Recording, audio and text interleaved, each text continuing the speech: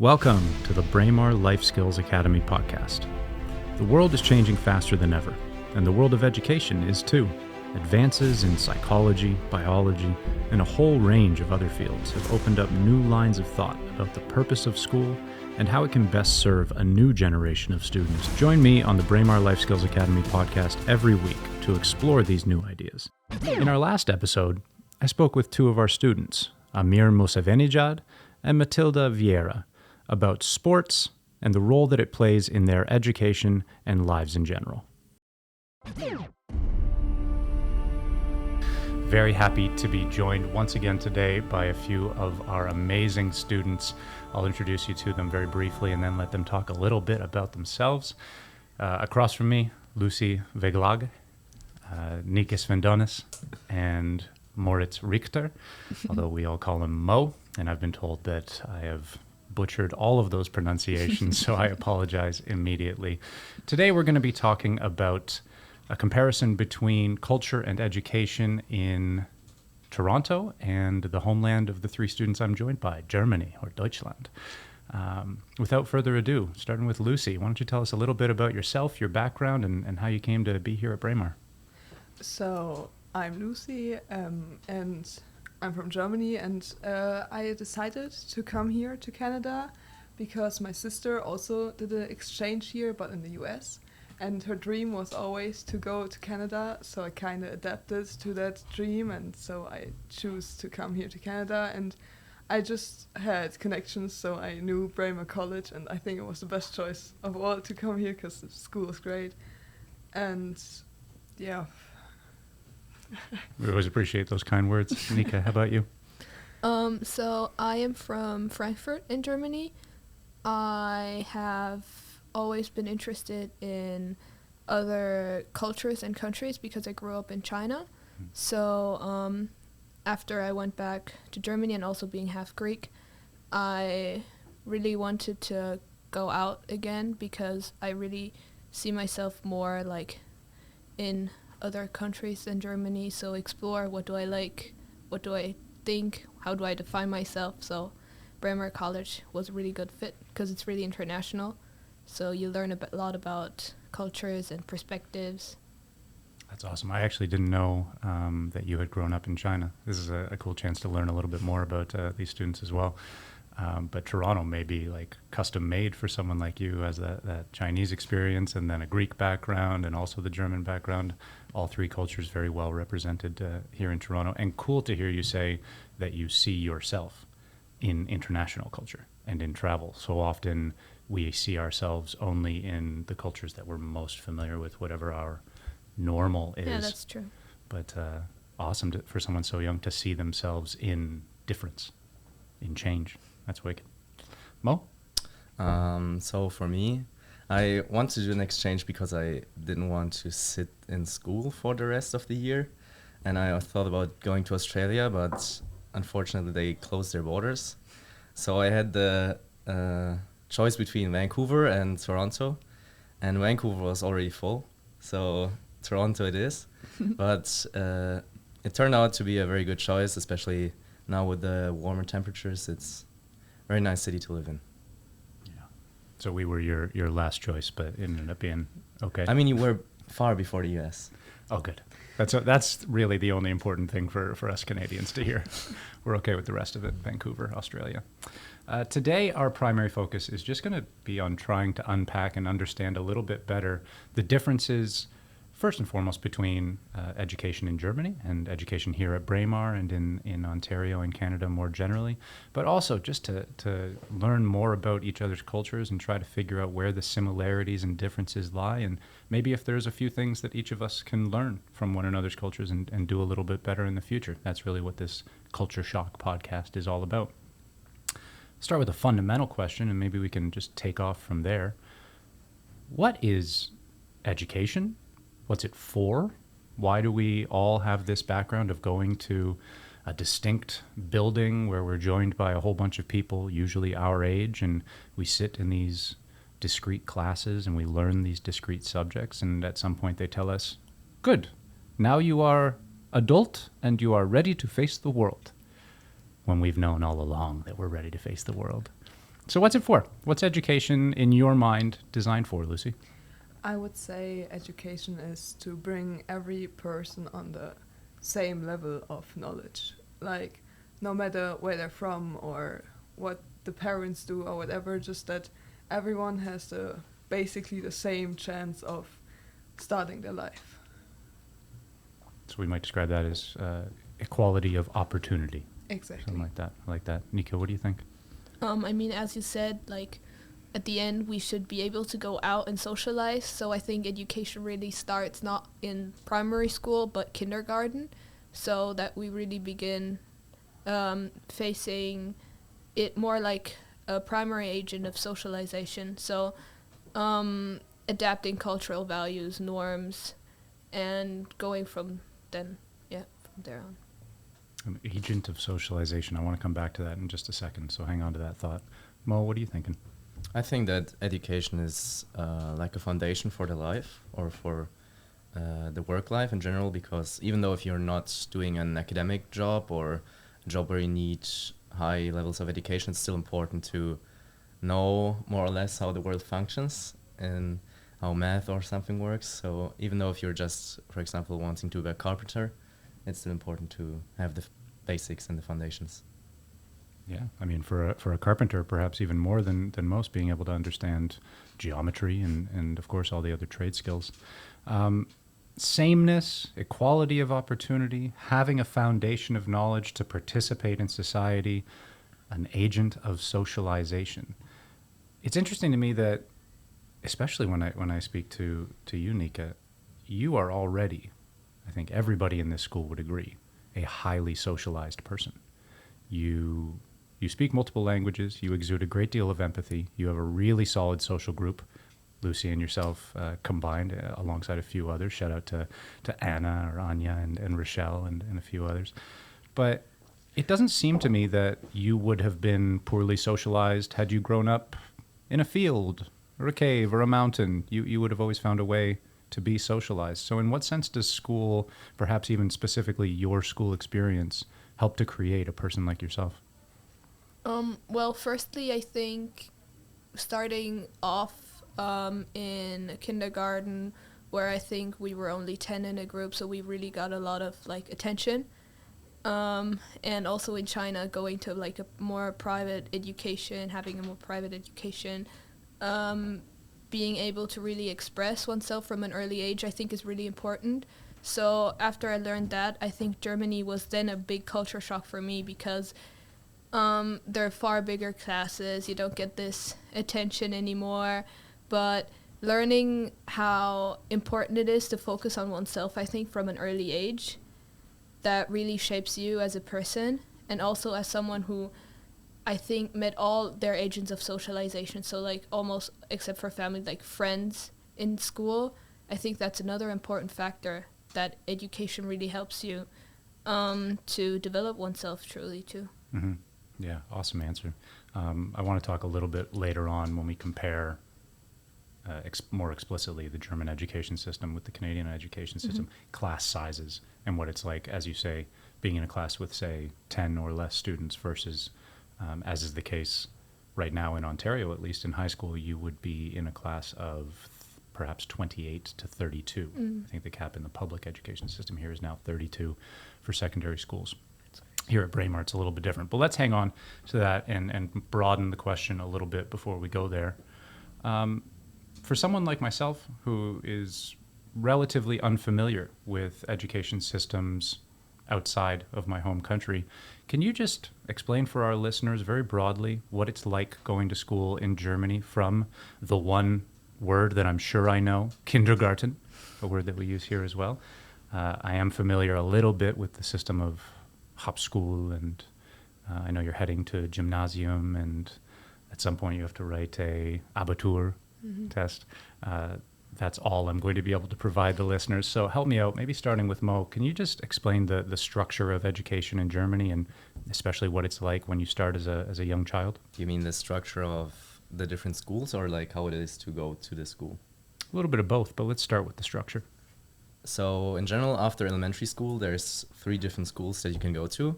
it's how you said Hauptschule. That's, I would say, the worst level of school you can go to. Then there's Realschule. That's the middle. And then for the best students, I would say there's Gymnasium. And in general, it depends what you want to do. So not only the best students go to Gymnasium. Some of them also decide to go to Hauptschule because they know that they don't want to do a job where they have to have academic education. For example, if they want to be a carpenter or something where they do something physical, then they could just go to Hauptschule, because there's also a difference in how long you go to school. Hauptschule is only until grade 10, Realschule is only until grade 11, and Gymnasium has 12 or 13 years, depending what program you have in your school. So I think it's not only the intelligence or the grades that you get at the end of, or have at the end of elementary school, but also what you want to do in life and what your parents maybe want you to do in life. So yeah, I think that's pretty much a summation or of the schools.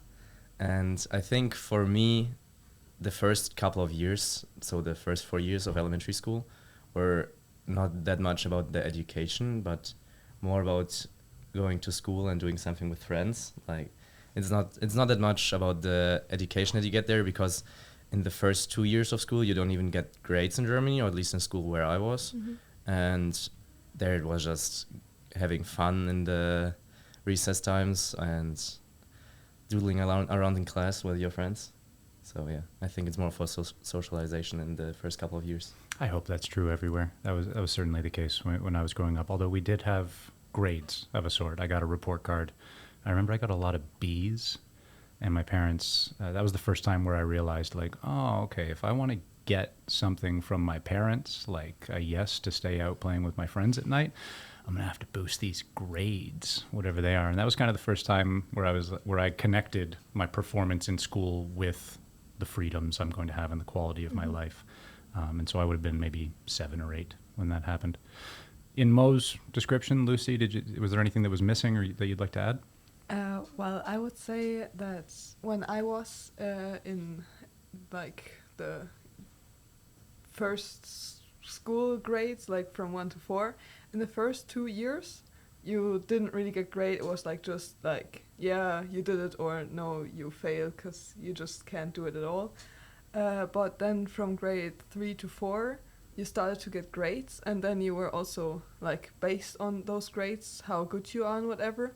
But at that point, I didn't realize that those grades would affect the rest of my life, basically, because if you don't have good enough grades, there's no way for you to get into the gymnasium. Like Sorry to interrupt, but there is a way.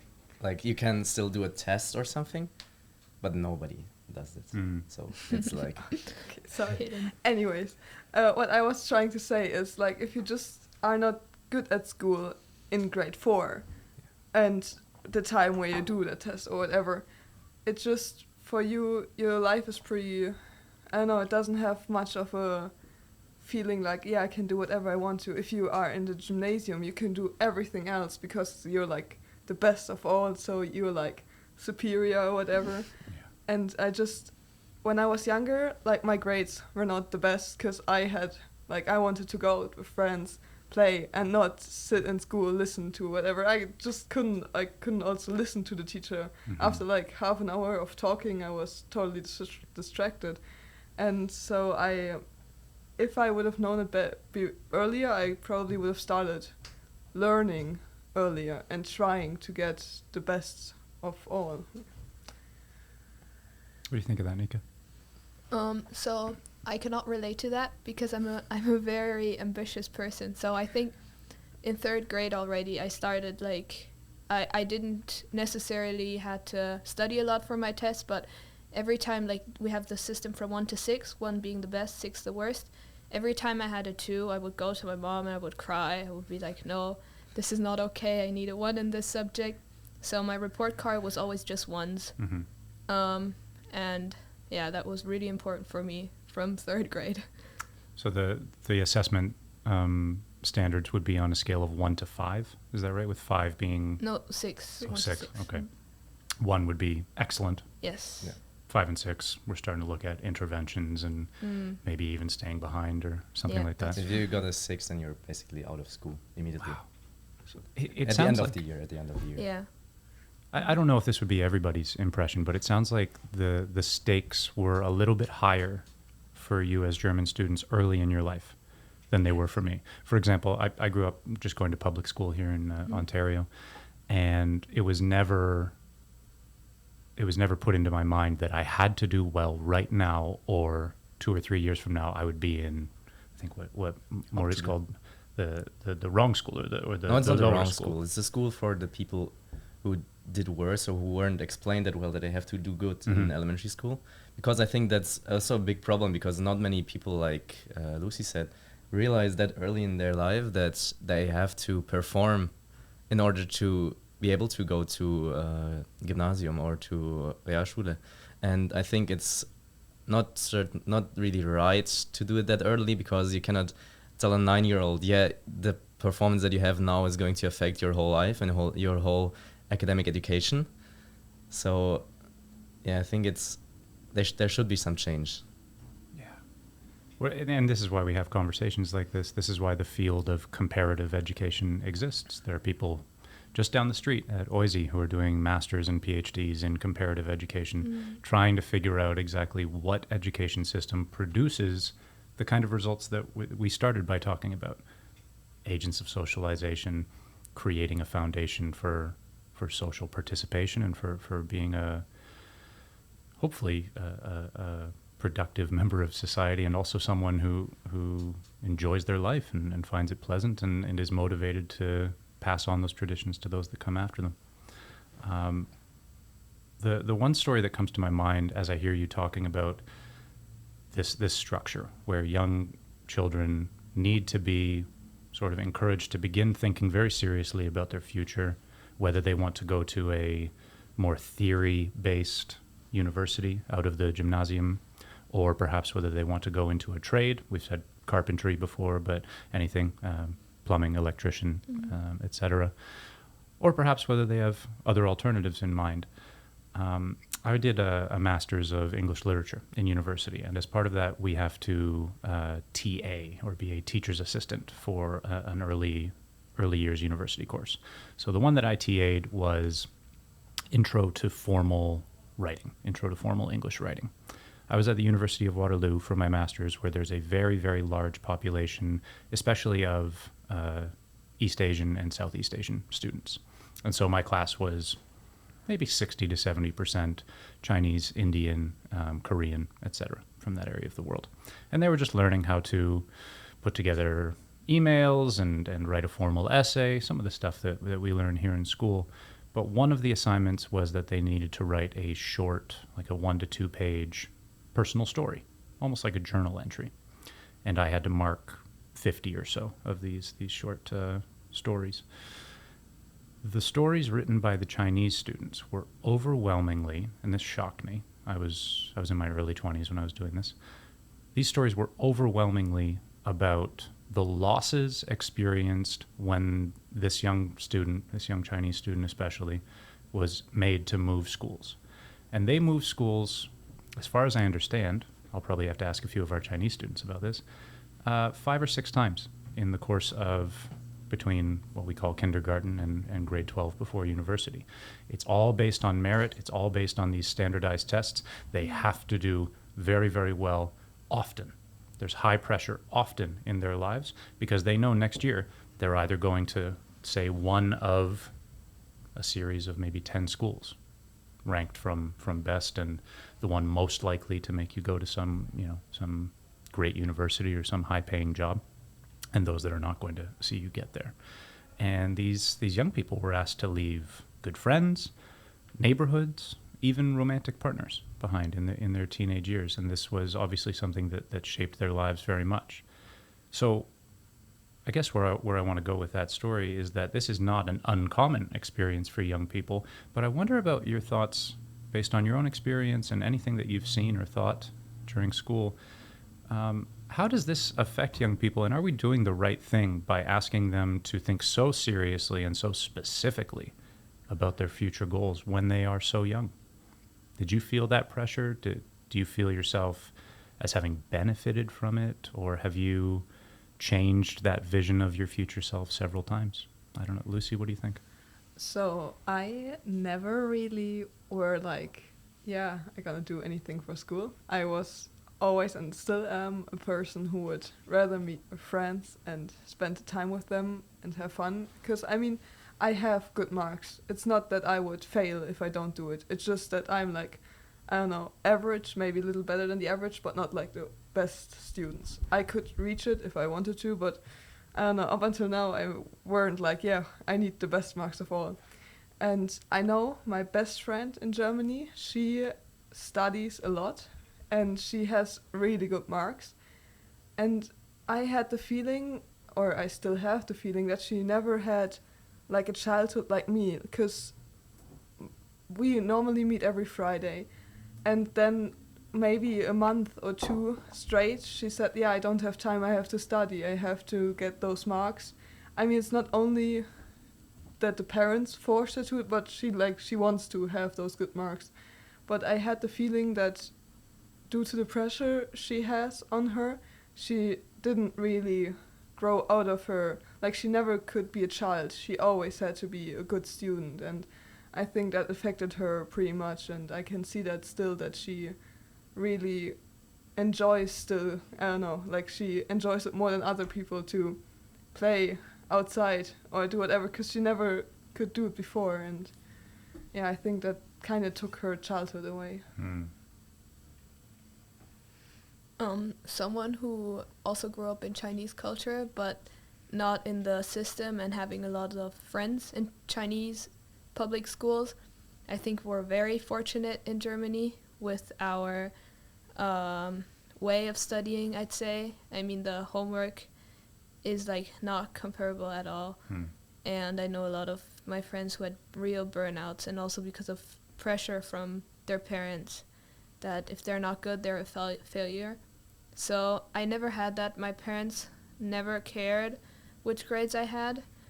It was always from myself, like that I said I want good grades because I want to study medicine in university. So now is the time where it really starts, that adding on to what Mo said earlier, if you do not do well in the last 2 years of high school, then you cannot study what you really want to study. So everything counts, every test counts, every oral grade counts into your final Abitur. Wow.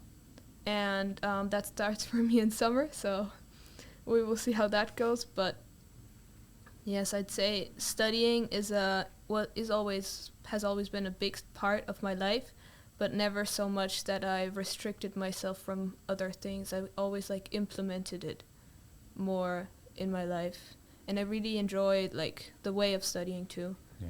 So your vision for yourself was very specific early on. It was authentic to you, right? You, as you say, you pushed yourself. You didn't need that pressure from authority figures around you, and you want to be somebody who works with medicine. Yeah, that's true. You want to be a healer, and that's kind of driven you all the way. Lucy, I think you and I were a bit more similar when we were young. We were enjoying life.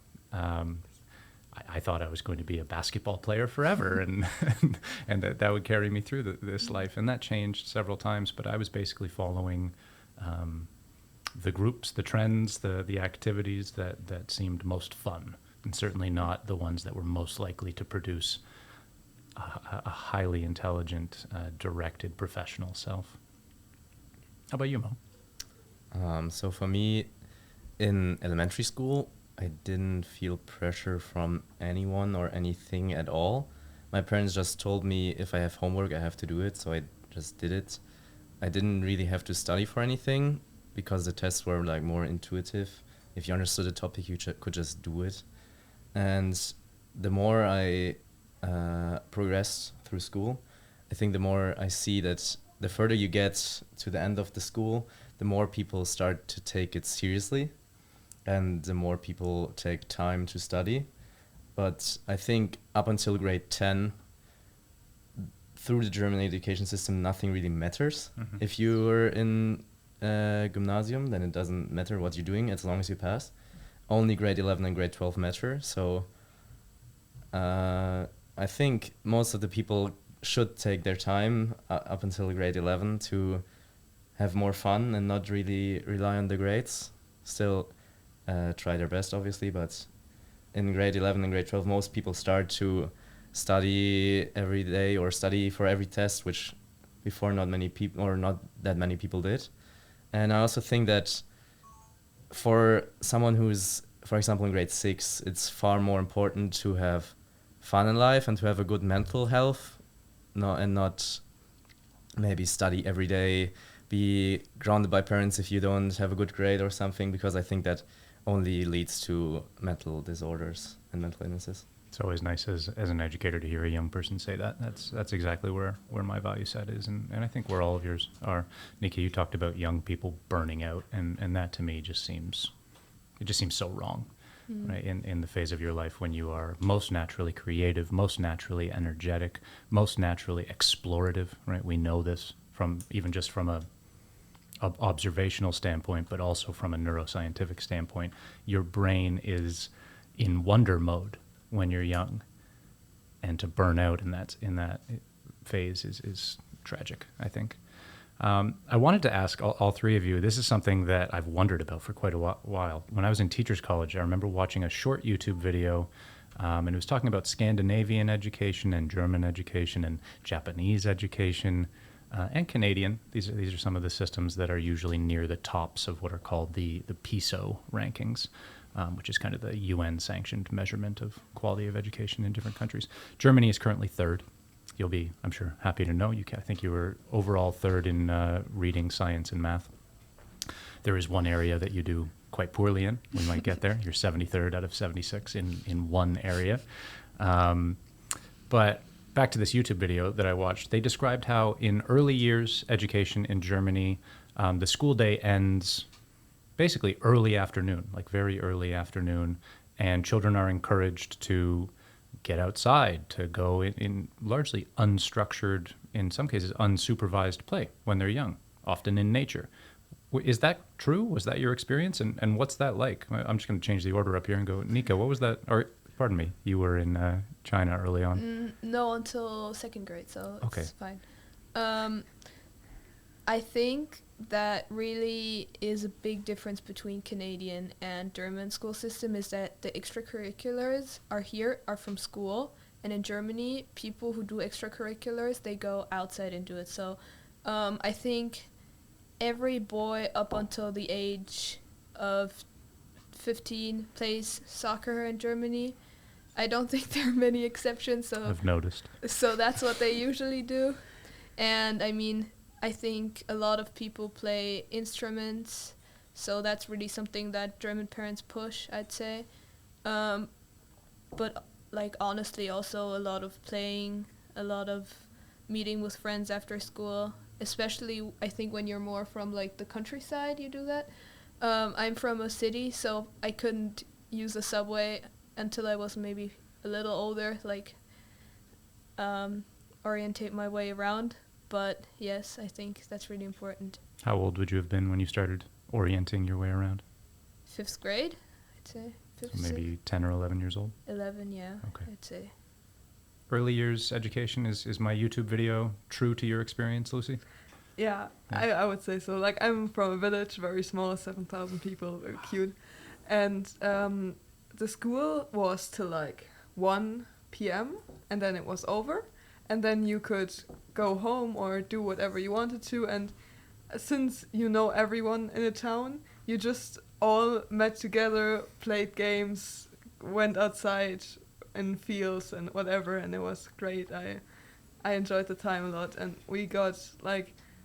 We have, even though we are a small town, we have a soccer team, and we have for handball and all kinds of sport, and you had always the possibility to do whatever you wanted to. And I think that the school also was like, yeah, how about like here we have sports, or I show you games and breaks which you can play later with your friends outside. And but I never got homework, like ever, even in the higher grades. And so I spent basically all my time outside when I was younger. And my assumption is that I can see you smiling right now. You look back on that time fondly. Do you think it was good for you do you think you learned even through that unstructured time outside of school in the afternoons? Yeah, like I am a person who always needs nature. Like I couldn't live in like, I don't know, New York or any big city where like high buildings, many people close together, no space. It's just nothing for me, and I will need till the end of my life nature with me around where I can go out and just have fun. And I think that has a big impact on me also, like from very young age on. And that comes out in your behavior. Even we've been knowing each other for about a year now, and you're one of the only students I've ever met who could walk into a volunteer scenario like the one we were in 2 weeks ago. Lucy and Nika accompanied me alongside a few other students to help in a garden that is being run by a food service program nearby our school. There was a gentleman who was there to help guide us, to help direct our activities in the garden. It took about 5 minutes before Lucy was directing him, before Lucy was guiding basically how this garden would be set up, how to care for these plants. And you did it without condescension, without arrogance, right? Without pretension. And he was very, very pleased to have a peer.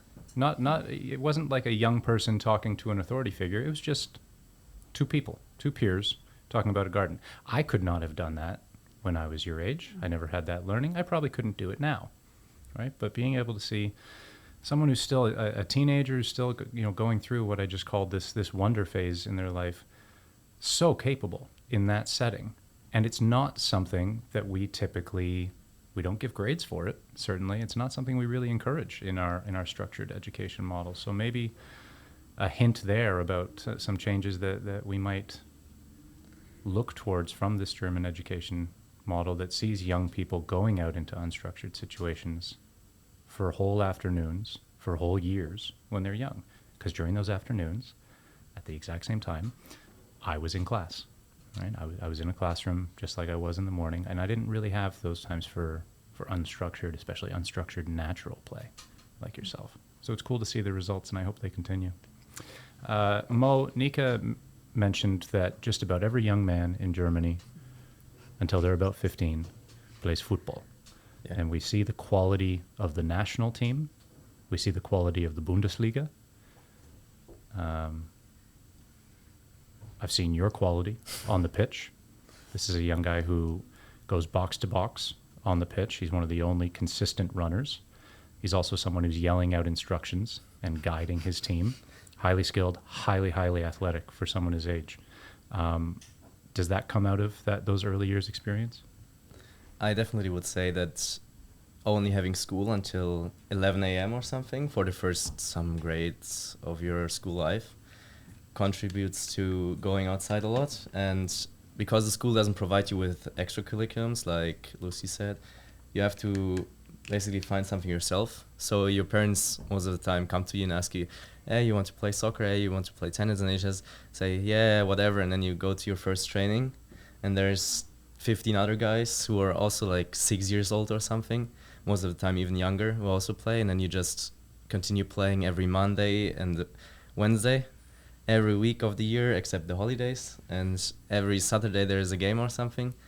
And I think from that on, there's a lot of people who continue to play, even above the age of 15. I think the most drop out at like 11 or 12 because the school stress starts to hit them. What I think is very wrong to then drop out of the sport because it relieves you of the stress. And I think this also provides Germany with this great national team, as I would say like 90% of German guys start playing soccer at like 6 years or 7 years, very early on in their life. And there's so many academic teams and so many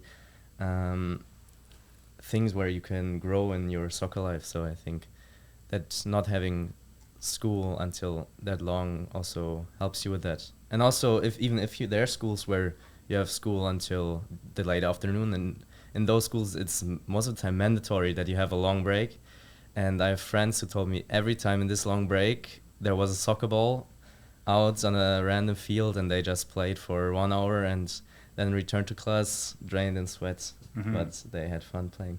That I recognize. That was a part of my life growing up for sure. Every second, every day that we could get onto the basketball court or get onto the soccer field, we were there. And that was highly encouraged, which is the only reason that I can keep up with you and maybe even score a goal or two when we play soccer. I grew up watching the England team, obviously, but still had a huge amount of respect for guys like Michael Ballack and Bastian Schweinsteiger and Manuel Neuer. Did you have a hero or a role model growing up? I myself, I'm the defender, so for me it was more like Philipp Lahm and Mats Hummels, both very, very great players, especially in the 2014 World Cup. Oh, yeah. It was just... I think the 2014 World Cup for guys my age was like the first big event that we like really saw. Like before 2010, I was like 5 years old. I didn't watch the World Cup, but then... God, that makes me feel so old. Go on, sorry. But then, like, every one of my friends remembers what they have done at the 2014 finals, what they wore or what they, like, how they cheered with their family or where they watched it. So it was like a huge event in every guy's life who played soccer at that time, and maybe also in the girls' life. So I think, yeah, we all have a deep connection to some players or to the national team in general. Was that this was the World Cup, correct me if I'm wrong, where was it Götze scored the final goal? Mm-hmm. That beautiful flying goal near the end of the match? 115 minutes, I think, or 14. That's right. In extra time. Yeah, incredible goal. And I see everybody at the table nodding and smiling. So Moritz is right. This was a huge moment for the young people of your country.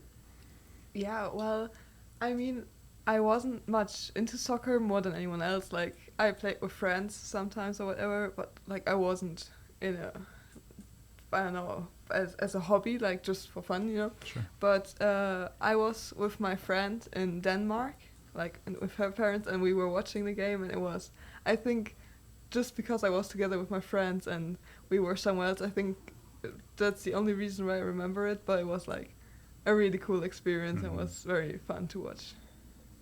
Yeah, I think we were in 4th grade or something, and it was, I don't know, but it was really epic. I think everyone watched this game in whole Germany, so it was like really this national fascination, but also the whole World Cup was just, I don't know why, but I watched every single game. We had like bets in class with chocolate, who would win, so it was a big fascination throughout Germany. It's so cool. It's nice to talk about it because I do recognize this type of event that a whole nation gathers around. You're probably aware here in Canada, hockey is still to this day sort of the big sport. It'd be something like what football means to Germany. And I think of the 2012 Vancouver Olympics when the Canadian men's national team won a gold medal and Sidney Crosby scored this great goal near the end of the game. And I'm not a hockey fan, right? Like Lucy, very similar. This wasn't my jam when I was growing up. But in that moment, it was. I felt very, very Canadian. I felt very connected. And it's one of these kind of landmarks that you have throughout your life. Did you have other role models? Doesn't have to be sports, could be anything. Cultural role models growing up? Honestly, no. Not really? I was never much into social media or people or whatever. I mean, if you ask me now about any singer or actor or whatever, I have no idea who it is. Like, I don't know, you come with Britney Spears and I'd be like, yeah, I heard the name, but I can't tell you who it actually is. It was more always like family. Okay, you can probably consider this as a role model as well. My brother, he was like always with, like, I was always with him. He didn't like it till he was like, I don't know, 15 years old. He's my older brother, and I guess he was my role model in good as well as bad parts. But since in the town, like, I don't know, it's just family and friends are super close, and all you do is spending time with them. Yeah. Some would say it's not the worst thing in the world to be a little disconnected from the whole social media and celebrity sphere. Sometimes, Nika, any role models? Well, I really liked when I was very young. I really liked Peter Pan. Like, I had a Peter Pan obsession, and I really had an Astrid Lindgren obsession. So any characters she wrote, like Pippi Longstocking, especially, she was my idol. when I was growing up. But then later, I don't know how, but I was a really big fan of Ellen DeGeneres. Yeah. Powerful cultural figure. Right? Especially Super in German. important. Yeah? No. No?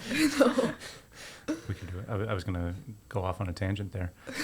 So you would have been unique in the celebration of Ellen DeGeneres? Yes, I think so. I don't even know. I think my parents knew her at the time, but I just discovered her on like the iTunes of my dad's iPad, and then I would always watch the show. Cool. Since we're on the topic, and since this is kind of the whole purpose of why we're here, each of you have spent the last year here with us at Braemar, and you've been, give or take, Like correct me if 5 I'm wrong. months, 4 months. Okay. 4 months, A little yeah. bit less, so 2 terms. Yeah. Second term. Yeah. She's OG. Okay. She's the vet. Exactly. I got you. You've been here through the winter. You've been here through some COVID restrictions. It's been not the easiest year for anybody in education. Just looking back, talk to us a little bit about your experience. What has stood out to you here at Braemar, here in Toronto? Pros and cons, good and bad. What do you miss, and what will you miss when you leave? Mo, I guess I'll start with you. So everybody says here that they hate the winter, but I have to say I really liked it, especially when the lake was still frozen, because me and some of my roommates, we went there the first week I was here or something, and we actually went ice skating on the lake. It was like, I never could do this in Germany, because in Germany it's not that cold where I live, usually, that the lake freezes. Only like the small ponds freeze most of the time. So that was pretty cool, and I also enjoyed having snow in the city for most of the time, until it started to get a little bit warmer and all the streets were full of water and soggy snow and stuff. Then it got worse because I don't have snowshoes, which was maybe not the best idea coming here without snowshoes. But I didn't really suffer from the COVID restrictions, if there were any here. We could play soccer, we could play basketball now, we could do anything. We only had to come to school and write that we don't have any symptoms, which is very weird when coming from Germany with the very strict restrictions. So here it's very different. Here you just come and say, yeah, no, I don't have symptoms. No, everything's fine, even though you can have COVID without having symptoms at the moment. So and in Germany, every Tuesday and Thursday we had to do a PCR test in school. Mm-hmm.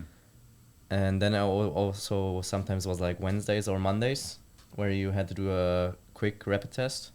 So coming here, this was like a culture shock that you didn't care at all about what could happen at COVID or with COVID.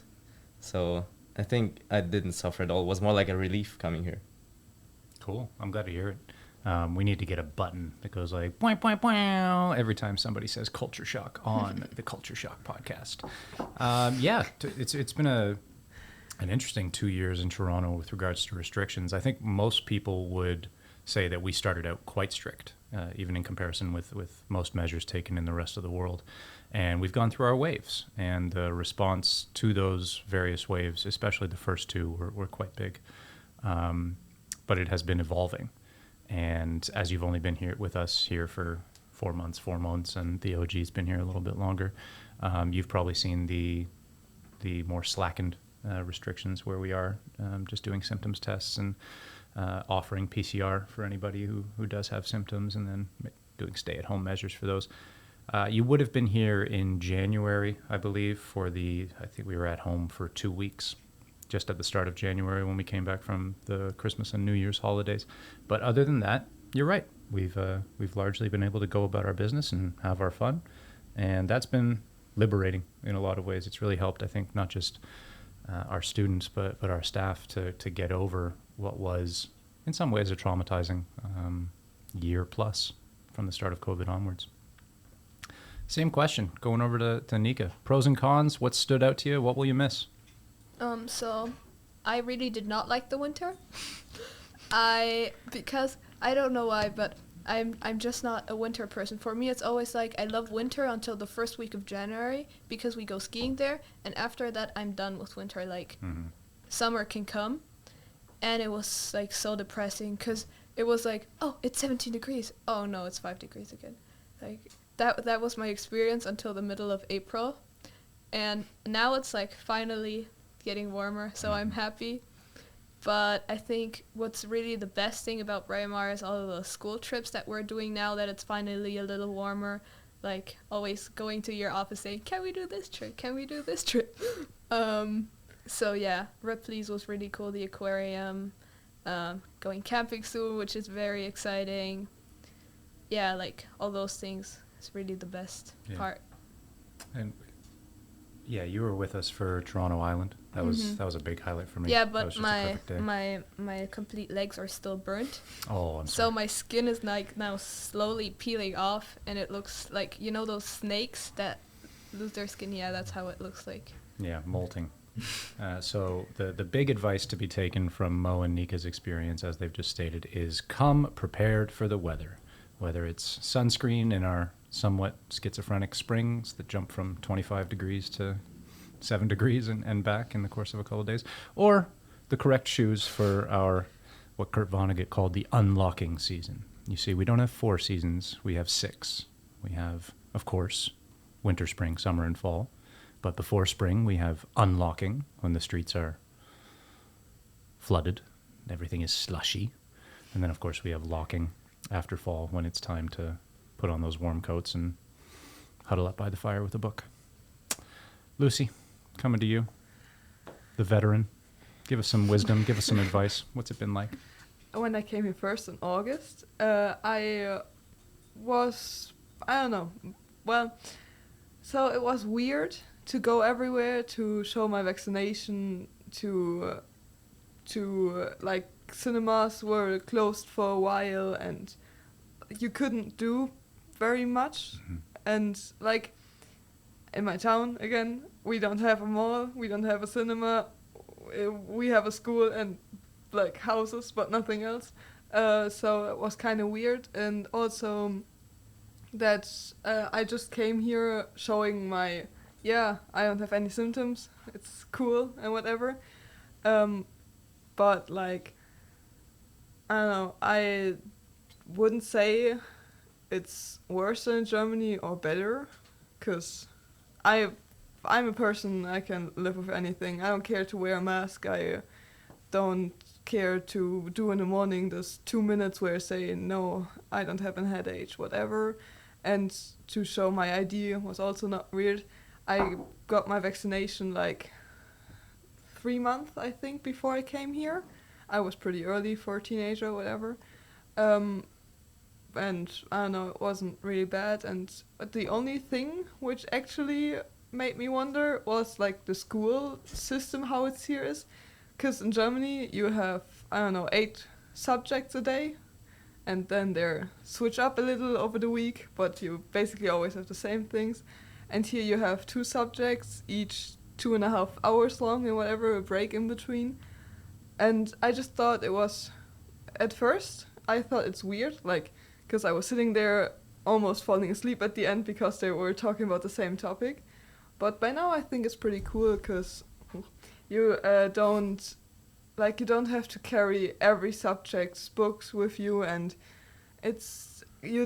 after 45 minutes, like our lessons in my town are 45 minutes, there you have to change and get into the next topic, and you can, like, when you're here, you can stay in the topic for a longer time, and I don't know, I think it's better than in Germany. I'm so glad you brought that up. I was really hoping we'd have a chance to talk about this because, for those who don't know, Braemar's education structure is quite a bit different from the public system here in Canada, and apparently the system in Germany. We have what has been called the quadmester system. It's more like a pentamester system here. We have 5 semesters, and as Lucy just described, 2 classes a day.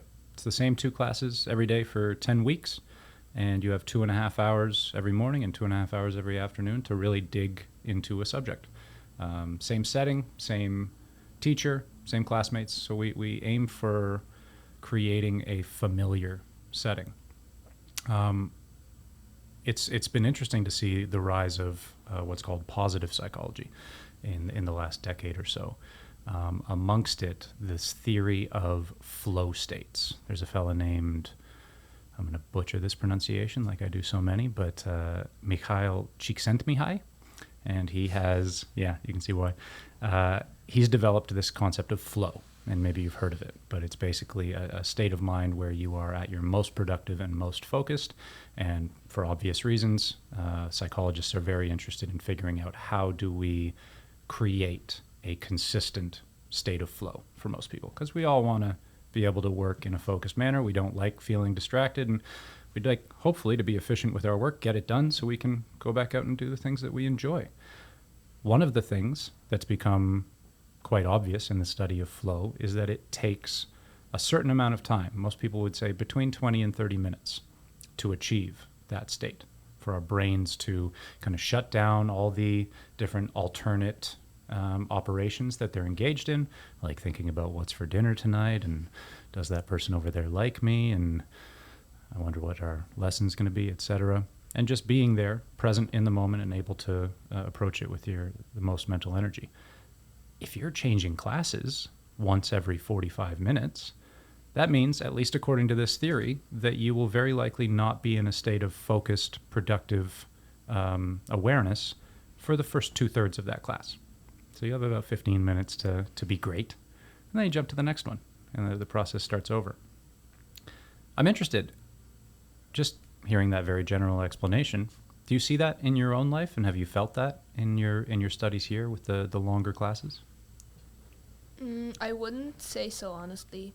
I feel like generally in school in Germany, I'm more concentrated because there's more at stakes than here. Like, I'm not here for grades. I don't care what I get in the end.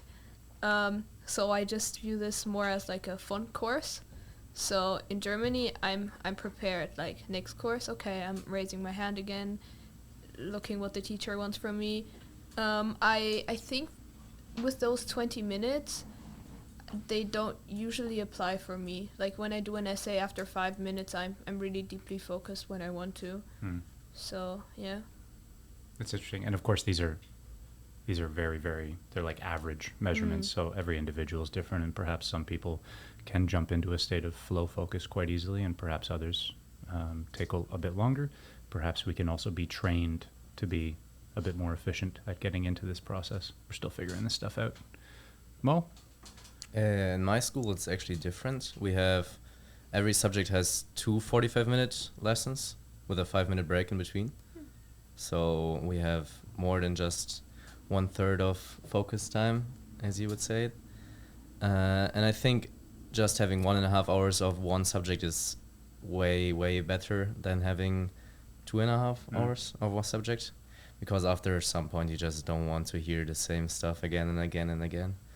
And I also think that it's far more efficient to study 3 to 5 different subjects a day like this, or 3 to 4 subjects a day like this, than having just 2 subjects every day and then switching up after 10 months. Because there does seem to be almost a parabola, like so much in life. Our attention seems to go in waves, and our highest energy points, our creativity seems to have a peak, and then it's very, very difficult to sustain that peak, as you say, for long hours of time. And I also find it very weird that you only have 2 subjects, or in the normal schools is 4, right, per day? I'm trying to remember. I think I would have taken 5. 5, yeah. Yeah. Because next year I'm going to have 14 or 15 subjects. You're waking up each day and responding to slight changes. And different stimuli. And we don't have the same subjects every day. Every day there's a different subject. The main subjects, like German, English, math, chemistry for me, you have 3 times a week. 2, yeah. And then there's subjects which you only have 1 time a week. Do you know what you're aiming for in terms of either college, university, professional, etc.? No, not really yet.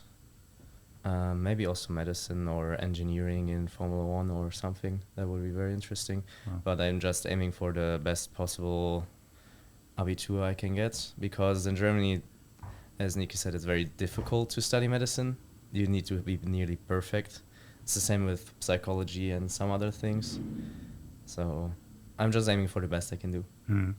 while keeping my mental health So- and having fun. Yeah, and we always try to emphasize that kind of balance. But I mean, Nika in medicine, Mo, engineering, psychology. These are going to be pretty expensive university courses to take, don't you think? He said, setting them up for the big reveal. Oh, it's free. Yes. No, it's free. Can you explain how that works? Maybe I'll go to you, Nika. When I was looking forward to university, I had to think about things like getting a provincial loan, hopefully having grades enough to get a bit of a scholarship or a bursary.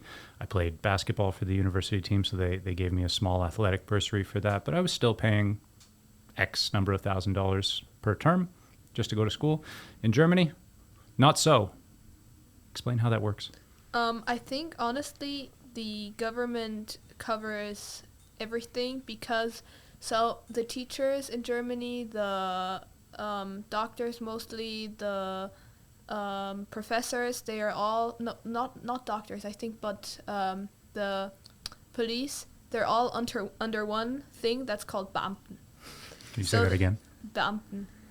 So they get this wonderful thing from the government where they get money, they get their own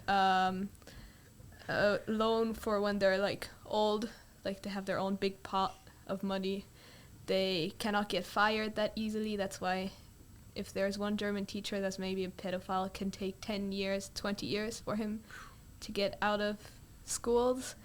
So yeah, that's how it works. It's all controlled over the government, over the taxpayer. Mhm. And I think you have to pay like $250 a semester, but that's only for public transport mostly. Yeah, we would class these under public welfare or social services when you talk about things like pension or labor protections, free university, free healthcare. I know that in Germany, the provinces are able, or is it provinces or states? States. States, pardon me. The Land. Yes? Bundesländer. The Bundesländer. Yes. The states are able to determine the structure of their education systems. It's not federal, but the federal government does do an awful lot to secure a foundation for the people of Germany, including making it quite easy to afford university if you qualify with those great Abitur marks that you described. We are coming to the end of this podcast, sad to say. I love sitting here and chatting with all of you. You have a wealth of experience and wisdom to give. Share some of that wisdom with future students. Imagine, let's say there's a 14 or 15-year-old out there who's considering an exchange like the ones you've described, or they want to boost their English, or they're hoping maybe to come to a Canadian university and they'd like to get a bit settled here. Think about when you first arrived. Think about travel. Think about whether you've seen your culture represented around this city in our culture. And what would you tell that young person to make their experience here as positive as possible? So for me, I see my culture here pretty much because I live with a German homestay, so she knows what I like. Like, just I have German culture basically at home here, where I hear from other students that it's sometimes really shocking to get into other homestays from other cultures, just what they're not used to. But I would say that it's a great chance. Like, if you have the chance to do an exchange year or high school year, do it. I think it's totally worth it. I just think that the things you learn here is definitely worth whatever it costs. Like, it's just an experience you should make, and also to see different cultures here in Toronto even more, because you have every culture here. I just think it's totally worth it. I'm glad to hear you say that. What about you, Nika? I would really say just do everything you can. Like, you have 5 months, go out every day, do your stuff. If you have the option, school, do stuff for school, go outside with friends, always go outside with friends, do every school trip possible, join extracurriculars in school, join cooking club. I think then you will have a really great experience. Yeah. Yeah, and we would be remiss to not say that the three of you have absolutely exhibited that advice. You've lived that out. You've been a part of so much of our student culture. For me, I am in a household with a Filipino mother, homestay mother. She's very great. Shout out to Dinga. She's awesome. I recommend everyone who gets to choose her to choose her. She cooks very good, and I live with 8 other guys, or 7, and they're all from different parts of the world. And if you want to have a multicultural school and city, then definitely come to Toronto. And I think it's a difference between Braemar College and public schools with the activities you do, because I have a friend who doesn't do any activities with his school because it's a public school. And Braemar College really emphasizes on doing activities as much as possible, which I'm also really looking forward to the trip that we're going to do. And the soccer is also really great. It's great. Yeah, it continues. The weather's only going to get better, and camping trip coming up, graduation ceremony, soccer, Cake, lots of cake, beaches. It's all happening here at Braemar. Lucy, Nika, Moritz, thank you so much for being here with us. Thanks for sharing your experience. I'm sure it'll be valuable for the listeners. Any final words, be they in English or German or any of the other languages that you speak before we go? Pustekuchen. Pustekuchen. In Germany, we would say, Walla, der Podcast war gut. Bruder, safe. Wonderful. Danke. Thank you to the listeners. We'll be back soon enough with another episode. Till then, I'm Mike Elsby. Thanks for listening. And be sure to check out next week's podcast, where we'll be speaking with Garson Carroll, a local personal fitness trainer who works with Braemar students in advanced fitness modalities.